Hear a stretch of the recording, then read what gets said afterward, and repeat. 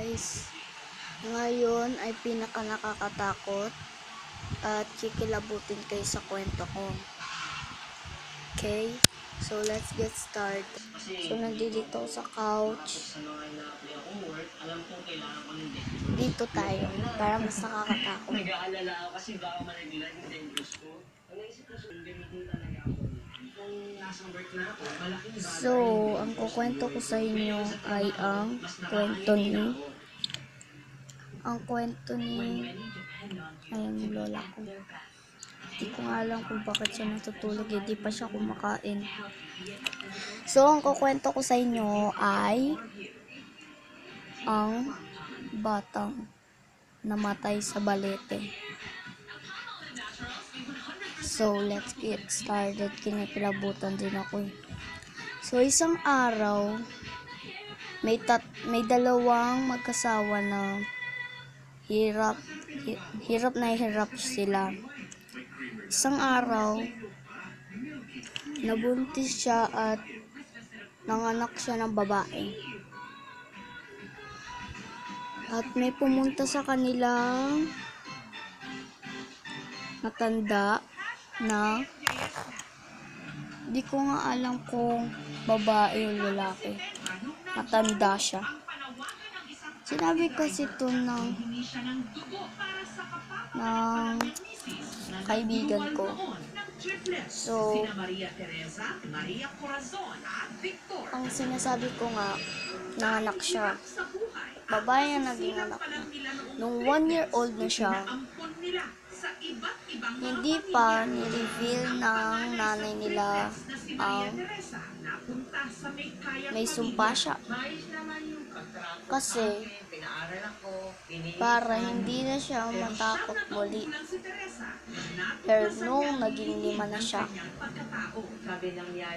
ayun na, nalaman niya na bigla siyang lumayas.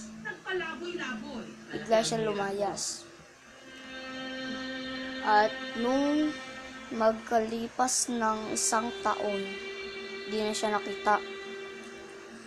Binuhay ko ang sarili ko para matulugan sa awa ng Panginoon. Itong pinaka-nakakatakot. Isang araw, nakapunta siya sa balete. Nung nakapunta siya sa balete, nagduduin siya. Naglalakad naman siya, pero nakakatakot naman. Para na siyang nakaputi siya. Pero nung isang araw, may dumuko sa kanya. Nanggahasa sa kanya. At nung pinahasa siya,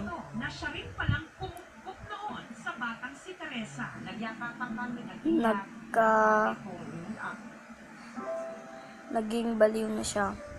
Nung isang araw, nung naging baliw na siya, palakad-lakad na lang siya sa balete. Nung isang araw, nakakita siya ng matulis. Pinuha niya. Sugatan niya yung parte ng katawan niya. At dito niya sinaksak ang sarili niya. Nung isang araw, nakapatay siya ng isang bata. Ngayon ay hindi pa nahanap yung katawan ng bata. Para hindi ko kaya tanggapin, inay, dito na ipinagtapat kina Teresa at Corazon na hindi lang pala sila kambal, kundi triplets pa. At ang isa pa nilang kakambal, nagngangalang Victor. Hinanap ni Teresa at Corazon si Victor sa sinasabing kumupkop sa kanya, pero naglayas din daw ito. Wala na raw si Victor doon. Ang kwento ng paghahanap nila sa kanilang triplet na itampok natin noon lamang nakaraang taon. Lakas ang fighting spirit namin na buhay siya.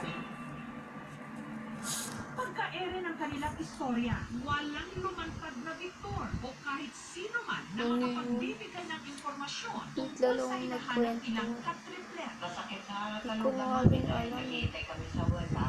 Pero nung tinuloy ko, di na nila nahanap yun. Nakatanggap kami ng mensahe mula sa nagpakilalang pamangkin ng tumuktok daw sa isang di na nila nahanap yung katawan.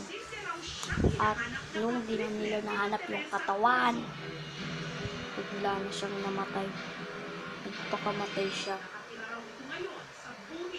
At ayun na ang kwento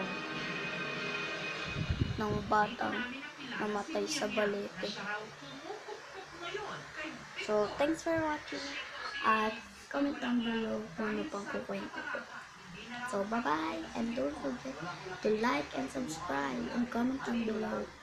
Okay, bye!